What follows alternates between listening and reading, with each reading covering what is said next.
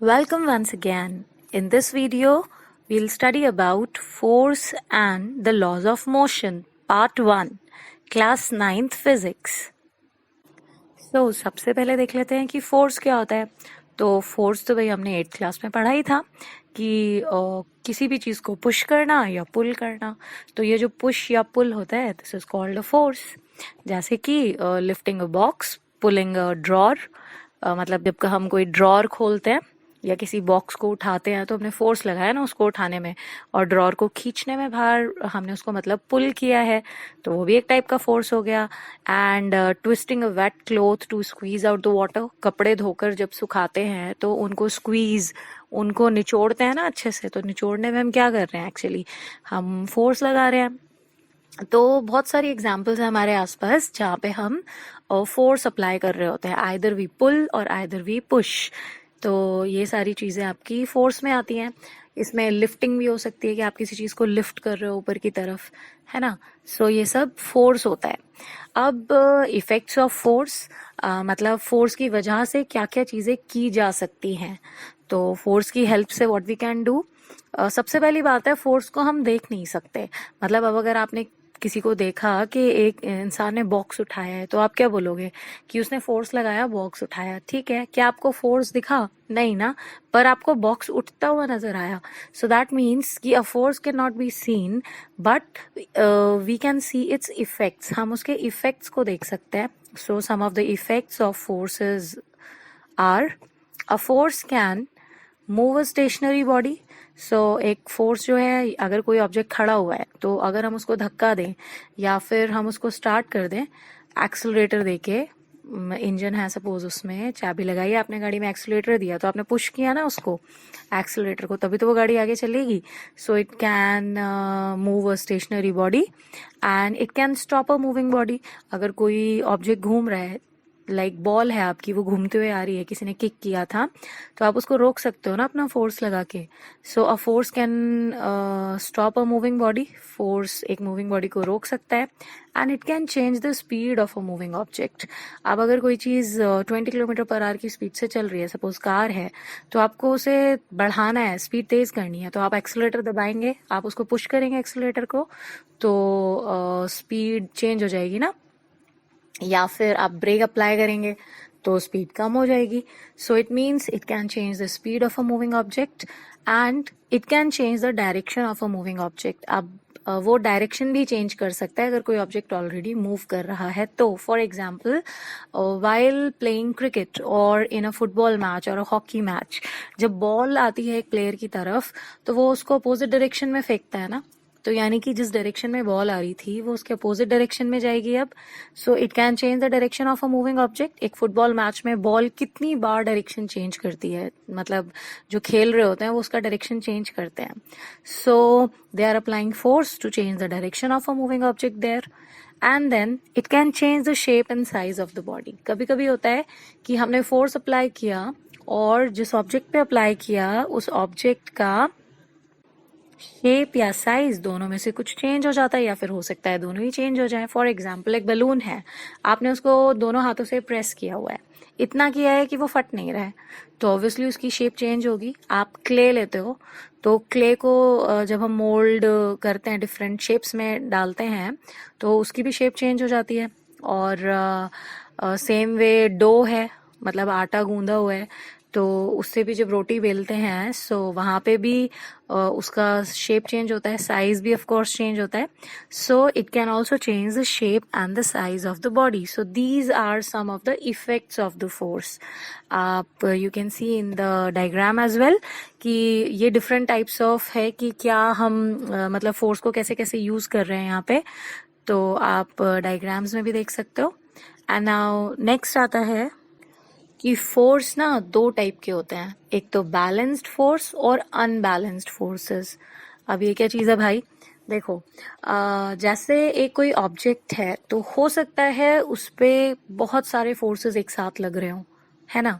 आप सपोज एक टेबल है, आप स्कूल में टेबल आपको शिफ्ट करनी है कहीं पे, या डेस्क मान सकते हो आप, और आप दो बच्चे हो और दोनों आमने सामने से फोर्स लगा रहे हो, ठीक है.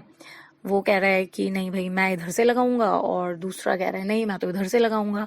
तो दोनों एक दूसरे को फोर्स, मतलब एक दूसरे के अपोजिट फोर्स लगा रहे हैं उसमें, ठीक है।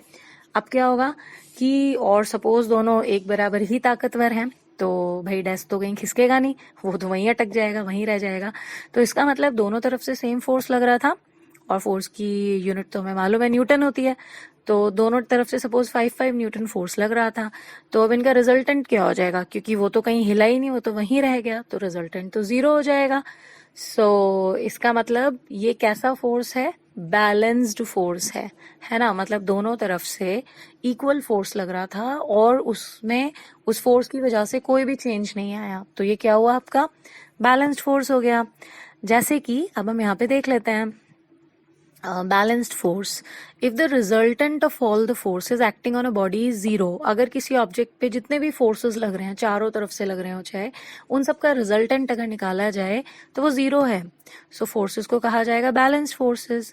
And in such cases if an object is at rest it will remain at rest, and if it is in motion it will continue to be in motion. मतलब अगर जैसे वही अभी डेस्क की बात हुई, तो वो पहले भी रेस्ट में ही था ना। अब आप दोनों ने इक्वल फोर्स लगाया दोनों तरफ से, तो वो अभी भी रेस्ट में ही है, क्योंकि रिजल्टेंट तो 0 है। 5 - 5 0। अब सेम वे अगर कोई चीज मूव कर रही है, ठीक है, एक कार 20 km/h की स्पीड से चलती जा रही है, और आप उसको कुछ चेंज ही नहीं कर रहे हो, कोई एक्सीलरेटर नहीं दबा रहे हो, कुछ नहीं है, तो वो जितना फ्रिक्शन उस रोड पे उस पे लग रहा है वो उतना ही लगता रहेगा, और आपने जितना उसको एक्सीलरेटर दिया हुआ है वो उतना रहेगा।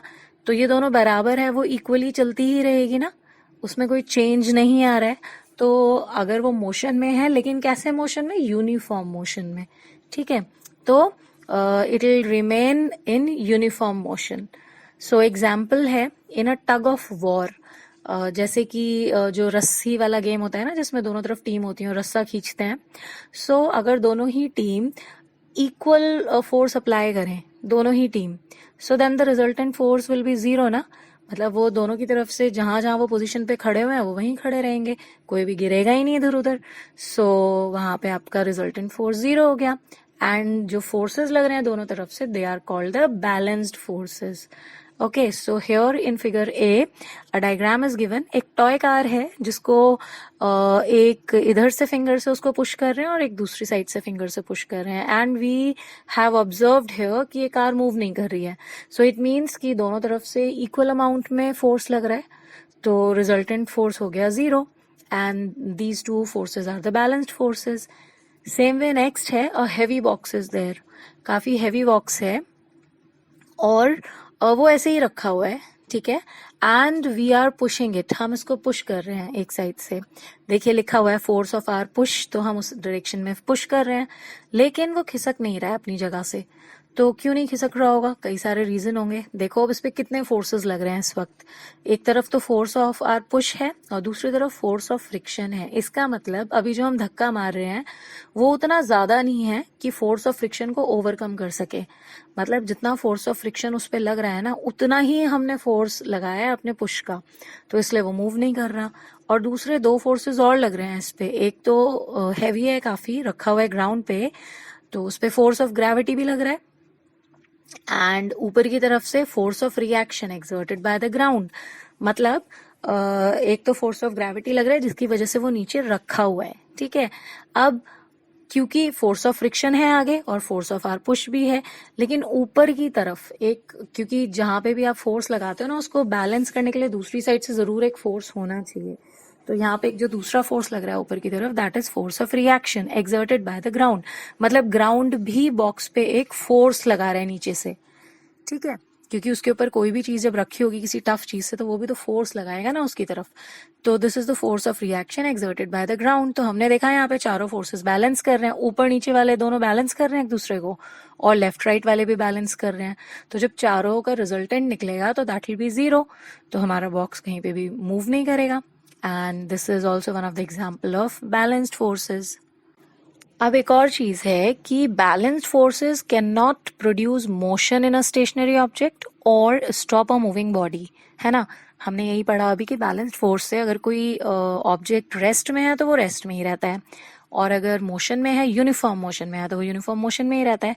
लेकिन balanced force state of motion को चेंज नहीं कर सकते, बट वो शेप को चेंज कर सकते हैं. How? See, squeezing a toothpaste tube, pressing a balloon or rubber ball in between our two hands. अब इस केस में क्या हो रहा है, as you can see in the figure, हम अपने दोनों हाथों से फोर्स तो लगा रहे हैं ना, और बैलेंस्ड फोर्स है दोनों तरफ, इसीलिए बलून फट नहीं रहा है. अगर एक साइड से ज्यादा लगा देंगे तो वो ऑब्वियसली फट जाएगा, है ना. So two equal and opposite forces लग रहे हैं उस पे, बट बलून की शेप चेंज हो रही है. तो यहाँ पे बैलेंस्ड फोर्सेस हैं, but they are changing the shape of the balloon. Same cases, squeezing a toothpaste tube. देखो आप दोनों हाथों से, मतलब एक ही हाथ से निकालते हो टूथपेस्ट उसमें से, तो आपकी जो फिंगर्स होती है और नीचे थंब होता है, इक्वली तो प्रेशर लगाते हैं दोनों तरफ. उस केस में क्या हो रहा है, टूथपेस्ट ठीक है बाहर आ रहा है, लेकिन जो आपका टूथपेस्ट की ट्यूब है उसकी शेप चेंज हो रही है ना. So there we are changing the shape. And अगर आप टूथपेस्ट बाहर नहीं भी निकालोगे, ढक्कन बंद है, तब भी आप उसको दबाओगे, तब भी तो उसकी शेप चेंज हो जाती है ना. So here the shape is changing. और so it was about balanced force where the shape is changing. ठीक है, बैलेंस्ड फोर्स लग रहा है लेकिन वहां पे हम उसकी शेप चेंज कर रहे हैं. यहाँ पे एक और डायग्राम नीचे दिया हुआ है बैलेंस्ड फोर्स का, कि आपको एक बॉक्स दिया हुआ है और दोनों तरफ से वही जो भी मैंने आपको एग्जांपल बताया है कि both are applying equal force, तो वो कहीं पे भी मूव नहीं करेगा, it will remain there only. अब ये तो बात थी बैलेंस्ड फोर्सेस की, कि अब आता है अनबैलेंस्ड फोर्स. अनबैलेंस्ड फोर्स में क्या होगा, देखो, अनबैलेंस्ड फोर्स में होगा कि if the resultant of all the forces acting on a body is not zero. मतलब एक डेस्क है, दोनों तरफ से उसको धक्का दे रहे हैं, जो ज्यादा ताकतवर होगा वो उसको धक्का दे देगा, यानी कि उसका फोर्स ज्यादा है. तो जब इक्वल फोर्सेस नहीं होते चारों तरफ से लगने वाले, कोई ना कोई ज्यादा होता है उनमें से, तो रिजल्टेंट जो होगा वो कुछ नंबर होगा ना. सपोज एक साइड से 10 न्यूटन लग रहा था, दूसरी साइड से 20 न्यूटन लग रहा था, तो रिजल्टेंट कितना हुआ, 20 - 10, दैट इज 10 न्यूटन. और जो 20 न्यूटन से धक्का देगा तो उसकी तरफ से तो वो पुश हो जाएगा ना. सो उसे हम अनबैलेंस्ड फोर्स कहते हैं. जैसे कि if the resultant of all the forces acting on a body is not zero, the forces are called unbalanced forces. And in such cases, if an object is at rest, it may start moving. क्योंकि unbalanced force है, तो अगर कोई object rest में है और हमने जोर से धक्का दिया, तो friction का जो force उस पे लग रहा था उससे ज्यादा हमारे push का force है, तो वो move करने लगेगा ना. And if it is in motion, it may stop. और कोई चीज मूवमेंट में थी और हमने उसको धक्का लगा के एकदम से रोक दिया, तो वो रुक भी सकती है. सो अनबैलेंस्ड फोर्सेस की वजह से स्टेट ऑफ मोशन चेंज हो सकता है. Okay, and for example same tug of war में अगर force applied by both the teams is not equal, अगर जो फोर्स अप्लाई हो रहा है दोनों तरफ से टीम का वो इक्वल नहीं है, किसी एक का ज्यादा है, तो जिसका ज्यादा होगा दूसरी वाली टीम उसकी तरफ गिर जाएगी ना आकर.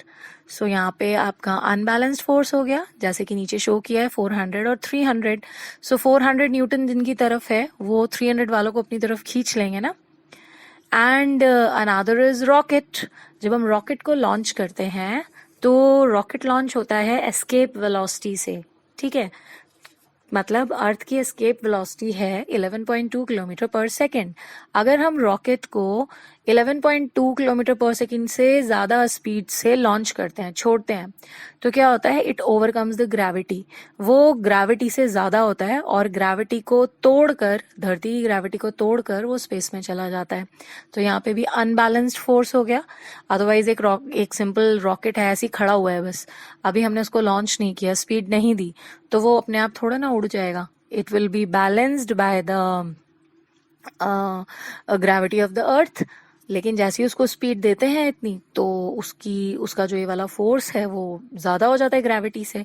और this is also an example of unbalanced force. So here are some of the examples of unbalanced forces.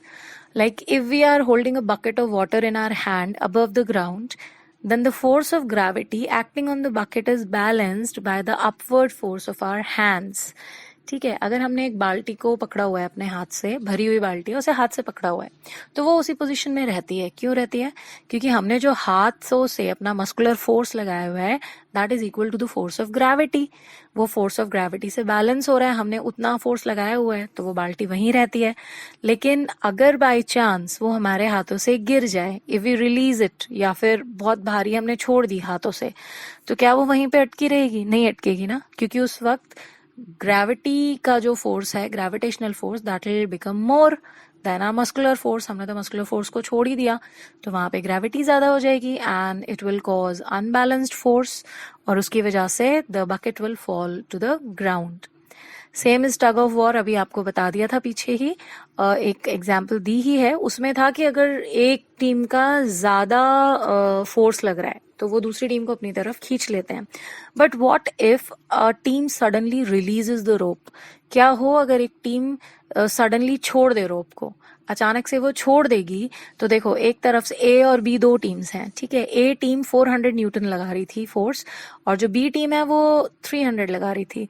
लेकिन अब बी ने सडनली छोड़ दिया, तो बी की तरफ तो 0 हो गया ना, और सारा का सारा कहाँ लग गया? ए टीम पे, दैट इज 300 न्यूटन। तो वो तो गिर जाएंगे ना एकदम जोर से, क्योंकि सारा फोर्स उन्हीं की तरफ लग रहा है। तो this is also an example of unbalanced force.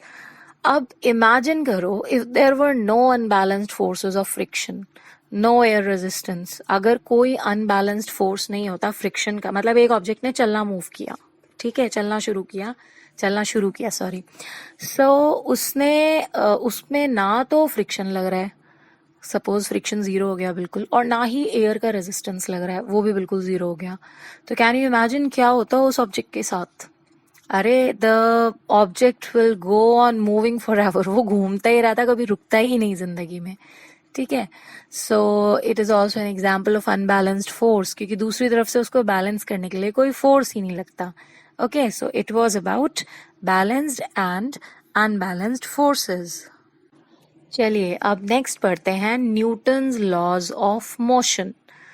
Newton ने कुछ लॉज दिए मोशन के, ठीक है। अभी हमने पीछे आपके फर्स्ट चैप्टर में, जो फिजिक्स का फर्स्ट चैप्टर था, we read about the equations of motion, but यहाँ पे हम लॉज ऑफ मोशन कर रहे हैं कि मोशन के कुछ लॉज होते हैं, they are actually 3 in number, तो उनके बारे में अब हम पढ़ते हैं। तो द फर्स्ट लॉ है, that is we call it first law of motion.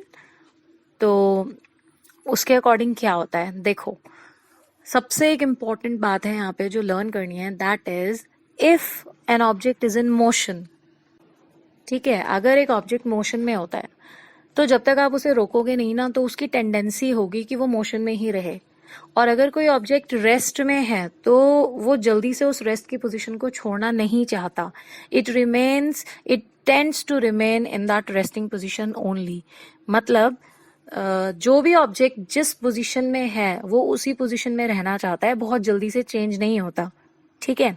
इस प्रोसेस को हमने एक टर्म दिया, वी कॉल इट इनर्शिया। मतलब इनर्शिया वो प्रॉपर्टी है बॉडी की due to which it resist a change in its state of rest और ऑफ यूनिफॉर्म मोशन। इनर्शिया, हर ऑब्जेक्ट में इनर्शिया होता है, मतलब हर ऑब्जेक्ट चाहता है कि वो जिस पोजीशन में है वो वैसे ही रहे। अगर वो रेस्ट में है तो वो रेस्ट में ही रहना चाहेगा, अगर वो मोशन में है, यूनिफॉर्म मोशन में है, तो वो यूनिफॉर्म मोशन में ही रहना चाहेगा, ठीक है। अब इसको हम आगे डिटेल में पढ़ते हैं, अभी एग्जाम्पल्स के थ्रू देखेंगे, तब आपको समझ में आएगा। So first law of motion says, if a body is at rest, it will remain at rest, and a body in motion will continue in motion in a straight line with a uniform speed unless an external force acts on it and it is compelled to change its state of motion or rest। मतलब जब तक कोई external force नहीं लगेगा इन चीजों पर, तो तब तक वो चीज उसी पोजीशन में रहती है। लाइक एक फुटबॉल मूव करती हुई जा रही है, ठीक है, तो लेकिन अपोजिट मोशन लग रहा है ना, यहाँ पे फ्रिक्शन का फोर्स लग रहा है, तो वो रुक जाएगी कुछ टाइम के बाद। लेकिन अगर नहीं लग रहा होता तो वो नहीं रुकती ना। ऐसे ही सेम वे एक व्हीकल मूव कर रहा है, until you will apply brake, आप जब तक ब्रेक नहीं लगाओगे वो नहीं रुकेगा ना। सो अगर ऑब्जेक्ट मोशन में है तो वो चाहता है कि मैं मोशन में ही रहूं। और अब आप सोच रहे होंगे अरे ऑब्जेक्ट कैसे चाह सकता है, तो वो चाहना मीन्स कि लिविंग थिंग नहीं है, बट उसकी टेंडेंसी हो जाती है, अगर कोई चीज मूव कर रही हो तो वो मूवमेंट में ही रहना चाहती है, नहीं रहती है, ठीक है। अभी इसको देखते हैं हम कुछ एग्जाम्पल्स की हेल्प से। उससे पहले अब आप सोचो, मैंने अभी बोला इनर्शिया, ठीक है। तो inertia is the property of a body due to which it resist a change in its state of rest और ऑफ यूनिफॉर्म मोशन। मतलब इनर्शिया वो प्रॉपर्टी है जो हर ऑब्जेक्ट में होती है, और उसकी वजह से अगर वो ऑब्जेक्ट मोशन में है तो वो मोशन में रहता है, अगर वो रेस्ट में है तो वो रेस्ट में रहता है। अब greater the inertia of the body, जिस बॉडी का जितना ज्यादा इनर्शिया होगा तो इसका मतलब वो उतना ज्यादा मुश्किल होगा ना उसको चेंज करना। अगर वो मोशन में है तो उसको रेस्ट में लाना उतना ही मुश्किल होगा क्योंकि उसका इनर्शिया बहुत ज्यादा है, और अगर वो मोशन में है तो उसको रेस्ट में लाना बड़ा मुश्किल होगा। एक्चुअली क्या होता है, मास is the measure of the inertia, ठीक है। तो जो मास है वो मेजर है इनर्शिया का। तो इनर्शिया किस पे डिपेंड करता है, मास पे। अब आप सोचो ना, अगर कोई बहुत हैवी ऑब्जेक्ट है तो उसको हिलाना ज्यादा इजी होगा या लाइटर वाले को? ऑफ कोर्स लाइटर वाले को होगा। और वही अगर एक हैवी चीज है वो बहुत तेजी से चलता जा रहा है तो उसको रोकना भी तो उतना ही मुश्किल होगा। So therefore mass is the measure of the inertia, and heavier objects have more inertia than the lighter objects. और इसीलिए जो हेवियर ऑब्जेक्ट्स होते हैं उनका इनर्शिया ज्यादा होता है, उन्हें चलाना या रोकना ज्यादा मुश्किल है then the lighter objects. So हम इसको एक लाइन में कंपाइल कर सकते हैं, more mass, more inertia, more force to bring the change in state of motion और ऑफ रेस्ट। मतलब अगर ज्यादा मास है तो ज्यादा इनर्शिया है और हमें ज्यादा टाइम लगेगा उसको रोकने या फिर चलाने के लिए।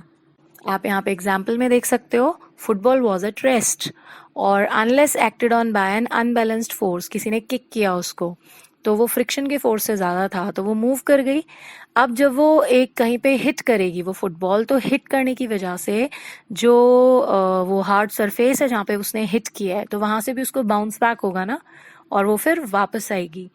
तो ये सब क्या हो रहा है, और ये तो जितना उसका वेट है उसके अकॉर्डिंग हुआ। अगर वही कुछ हैवी चीज ऐसे टकराए और वो बाउंस हो, या फिर बाउंस नहीं भी होगी तो अगर हैवी चीज कहीं ऐसे टकराएगी तो वो उस चीज को नुकसान करेगी जिस पे टकरा रही है।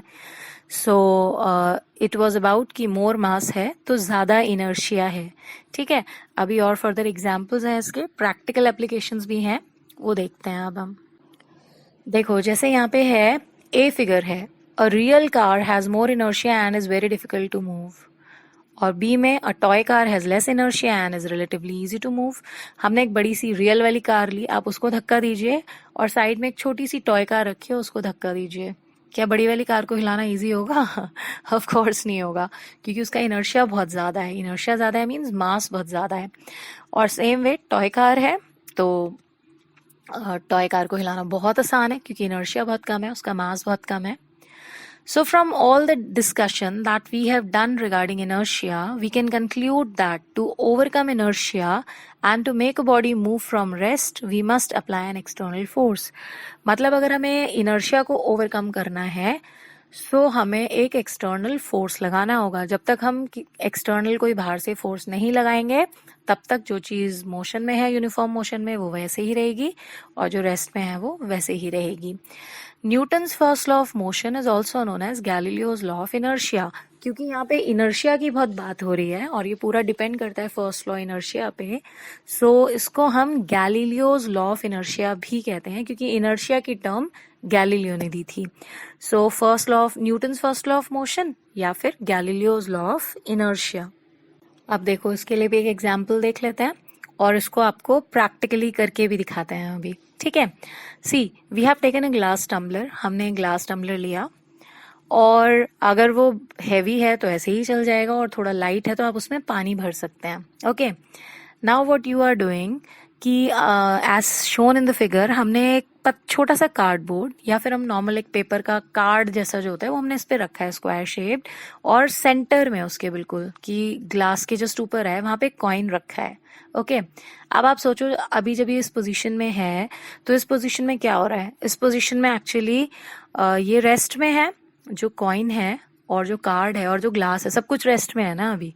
Now what, as we flick the card और द पेपर, जैसे ही हम कार्ड को फ्लिक करते हैं, सडनली फ्लिक करते हैं, मतलब सडनली उसको हिलाते हैं, ठीक है, पुश करते हैं, फोर्स लगाते हैं, तो क्या होता है, कार्ड तो दूर गिर जाता है जाके, लेकिन कॉइन पानी के अंदर गिरता है। देखिए अभी यहाँ से कॉइन पानी के अंदर गिर गया। अब एक्चुअली ये क्यों हुआ, सी बिकॉज हमने जो फोर्स लगाया वो लगाया पेपर पे, या आप कार्ड बोल सकते हो, जो भी लिया था कार्ड पे लगाया, ठीक है। सो कार्ड तो मोशन में आ गया, लेकिन कॉइन पे तो नहीं लगाया था ना अभी, तो कॉइन तो रेस्ट पोजीशन में ही रहा, और क्योंकि वो रेस्ट में ही एकदम से चेंज नहीं होना चाहती कोई भी चीज जिस पोजीशन में है उससे, तो वो रेस्ट में ही रहने की वजह से वहां पे ग्लास के अंदर गिर गया। सो ये आपका एक एग्जाम्पल था ऑफ इनर्शिया, कि if a body is at rest it tends to be in rest, वो रेस्ट में ही रहना चाहती है। सो ये एक उसका एग्जाम्पल था। और there are more examples also, कि अगर हम एक कारपेट लेते हैं, है ना, मतलब कारपेट हो गया या कोई भी चादर है जिसको आपको झाड़ के डस्ट निकालना है, तो usually we prefer to hang it on a rope, हम रोप पे टांग देते हैं उसको, और किसी भी डंडे से, स्टिक वगैरह से उसको पीटते हैं, तो उसमें क्या होता है, डस्ट पार्टिकल्स बाहर निकलते हैं, दिखता है हमें धूल निकलते हुए, है ना। तो और वैसे भी अगर कोई गद्दा वगैरह हो उस पे हाथ मारो जोर से तो धूल निकलती है, और नहीं मार रहे हैं तो ऐसे तो नहीं दिख रही है निकलते हुए। सो एक्चुअली यहाँ पे क्या हो रहा है, लाइक कारपेट वाले एग्जाम्पल में, अभी जब कारपेट नॉर्मली हैंग है ना, ऐसे ही टंगा हुआ है वो तार पे, तो इट इज एट रेस्ट। अब उसके अंदर जो डस्ट पार्टिकल्स हैं, डस्ट अटका हुआ है, वो भी तो रेस्ट पे है। अब सडनली आपने उसको बीट किया जोर से कारपेट को, तो कारपेट ने तो to and fro motion start किया, वो आगे पीछे मूव होने लगा, लेकिन जो डस्ट पार्टिकल्स थे वो तो रेस्ट में ही है ना अभी, और वो चाहेंगे कि हम रेस्ट में ही रहे, वो सडनली मोशन में नहीं आ सकते। तो इस वजह से when a hanging carpet is beaten with a stick, the dust particles start coming out of it. It is because the force of stick makes the carpet move to and fro slightly, but the dust particles tend to remain at rest due to their inertia and hence separate from the carpet. और इस वजह से वो carpet से अलग हो जाते हैं, क्योंकि वो रेस्ट में ही रहना चाहते हैं, अपने इनर्शिया में रहना चाहते हैं। तो कारपेट तो हिल गया, लेकिन जो भी डस्ट था वो नीचे गिर गया। Same way, when a tree is having a flexible stem is shaken vigorously. अगर कोई लचीली सी स्टेम है किसी प्लांट की, और हम उसको जोर से थोड़ा हिलाते हैं, है ना, तो क्या होता है, उस पे से बहुत सारे पत्ते और जो फ्रूट्स हैं वो नीचे गिर जाते हैं। Same this is also due to inertia, क्योंकि पेड़ में तो मूवमेंट आ गया, लेकिन जो फ्रूट्स थे, लीव्स थी, they tend to remain at rest, और इस वजह से वो गिर जाते हैं। एंड वेन अ कार और बस स्टार्ट सडनली, अगर कोई कार या बस है वो तेजी से मतलब सडनली स्टार्ट हुई है, आप अभी जिस कार में बैठे, या बस में बहुत ज्यादा देखने को मिलता है ये, बस में आप बैठे, बस एकदम से स्टार्ट हुई, so you all tend to fall backwards, आप सब पीछे की तरफ गिरते हो। द रीजन इज, सी, अभी आप बस में जब सीधे बैठे थे तो बस is at rest and you were also at rest, आप दोनों रेस्ट में थे। अब बस ने आगे की तरफ चलना स्टार्ट किया ना, तो आप तो रेस्ट पोजीशन में ही थे ना, तो आप पीछे की तरफ जाओगे ना इस केस में, तो आप पीछे मूव करते हो। सी, ये एक बिल्कुल प्रैक्टिकल लाइफ सिचुएशन है। अगर लगे कि अरे ऐसा कैसे होता है, ऑब्जेक्ट्स ऐसा कैसे कर सकते हैं, तो सी, आप बस में तो खुद ही देखते हो कि हम पीछे की तरफ, आप मेट्रो में जाते हो तो मेट्रो जैसे ही स्टार्ट होती है तो जिस तरफ वो स्टार्ट हो रही होती है आप उसके पीछे की तरफ जाते हैं ना, क्योंकि आप मूवमेंट में नहीं हो। जब मेट्रो रुक जाती है तो भी कुछ होता है ऐसे ही, अभी देखते हैं हम उसको आगे। सो इट वॉज अबाउट इनर्शिया, मतलब ये भी और एग्जाम्पल्स थे इनर्शिया के। अब नेक्स्ट आता है, this was about state of rest, कि मतलब अगर हम रेस्ट में हैं तो रेस्ट में ही रहते हैं, अचानक से मूवमेंट होगा तो हमें जर्क लगेगा, ठीक है। अब नेक्स्ट एग्जाम्पल है कि अगर कोई चीज मोशन में है और हम उसको सडनली स्टॉप कर दें तो क्या होता है। अभी तो हमने पीछे ये देखा ना कि कार पहले शांत खड़ी हुई थी, हम भी बैठे हुए थे उसके अंदर, तो we both were at rest. अचानक से वो स्टार्ट हुई तो हम पीछे की तरफ गिरे, है ना। अब हम उल्टा कर रहे हैं कि अगर कोई चीज मूवमेंट में है, मोशन में है तेजी से, और अचानक से उसको रोक दिया जाए तो क्या होगा। So let's see, when a car और bus stops suddenly, the passengers are jerked forward, हम आराम से बैठे हुए जा रहे थे और कार भी चल रही थी। तो एक्चुअली क्योंकि कार भी मोशन में है और अब उसके वजह से हम भी मोशन में है ना उसके साथ साथ। अब कार ने सडनली ब्रेक मारा तो सब लोग आगे की तरफ गिरते हैं। क्यों गिरते हैं? क्योंकि कार वहीं रुक गई, बट हम तो आगे की तरफ बढ़ते जा रहे थे ना, मोशन में थे। तो अब कार सडनली रुक गई तो हमारी बॉडी इतनी जल्दी नहीं रुक पाती। ठीक है, so we tend to jerk forward, हम आगे की तरफ गिरते हैं। The seat belts are provided in cars so that if a fast running vehicle stops suddenly due to some emergency, then the passengers are not thrown forward violently. तो इसीलिए cars वगैरह में बेल्ट दी जाती है कि अगर आप बहुत तेजी से, as you can see in the figure here, एक लेडी है, she is driving the car, और देखो फिर क्या हुआ, अगर सीट बेल्ट नहीं लगाएंगे तो शीशे के बाहर ही चेहरा चला गया है पूरा, है ना, क्योंकि हम रोक नहीं सकते उसमें। अगर आपने सडनली बहुत तेज स्पीड और ब्रेक लगाया, यू कैन स्टॉप योरसेल्फ, आप रोक ही नहीं सकते।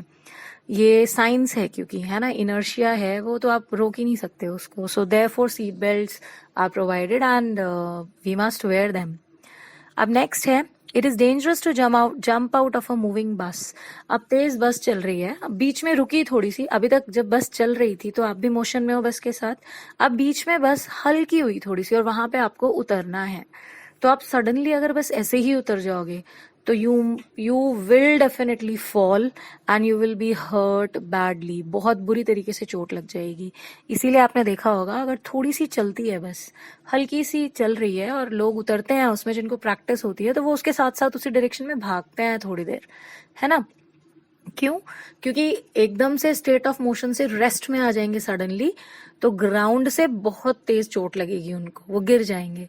सो आप ऊपर वाले डायग्राम में देखिए, एक बाइक से आ रहा है जो भी ये मैन है, और बहुत तेज स्पीड है और सडनली आगे वॉल आ जाती है। ठीक है, तो वॉल पे बाइक तो अटक के रुक गई, लेकिन उसकी बॉडी तो मूवमेंट में ही है ना, और देखो वो फिर उसके पार चला जाता है। हम बहुत सारे मूवीज में देखते हैं, बड़ी हंसी आती है उस वक्त तो देख के, बट हंसने का मैटर नहीं है। सो बी केयरफुल जब भी आप कोई भी ड्राइविंग वगैरह करते हैं। तो साइंस का लॉ है, आप सोचें कि नहीं हम इसको ओवरकम कर जाएंगे, वी कांट, कर ही नहीं सकते। ठीक है, सो अभी यही वाला जो एग्जाम्पल है मैं आपको उसको लाइव दिखाती हूँ। सी हियर, और toy truck is there, actually एक टॉय ट्रक है, उसके ऊपर मैंने एक छोटी सी कार रख दी है, और देखो ये मूवमेंट में है। तो अभी ये देखो टक्कर हुई और आपने देखा ट्रक तो रुक गया वहां पे, बट बिकॉज ऊपर वाली कार भी उसके साथ मोशन में थी और वो नहीं रुक पाई, है ना। तो आपने देखा कितना बुरा एक्सीडेंट हो सकता है इस तरीके से। So it was about inertia, that if body is in motion, so आप उसको सडनली स्टॉप करोगे तो वो सडनली स्टॉप होने पे बहुत हार्मफुल हो सकता है। So it was about Newton's first law of motion. I hope आपको समझ में आ ही गया होगा, इजी है। अब आप उसको डेली लाइफ में अप्लाई कीजिए, आप देखो एक्चुअली डेली लाइफ में होता है ये सब, और हम उसको बहुत ध्यान से समझ भी जाते हैं, अच्छा हाँ ऐसा करेंगे तो ऐसा हो जाएगा, बस ये ध्यान नहीं जाता कि ये तो कोई साइंटिफिक टर्म भी हो सकती है। तो बड़ा आसान सा है इनर्शिया। तो अभी हमने न्यूटन का फर्स्ट लॉ किया, अभी 2 लॉज आर लेफ्ट, वो हम नेक्स्ट वीडियो में करते हैं। और अगर आपको लगता है कि अच्छा लगा पढ़ने में और इजीली समझ में आ गया, तो then please like, share, subscribe and press the bell icon to get all the updates from Vigyanaलय. Till then, bye.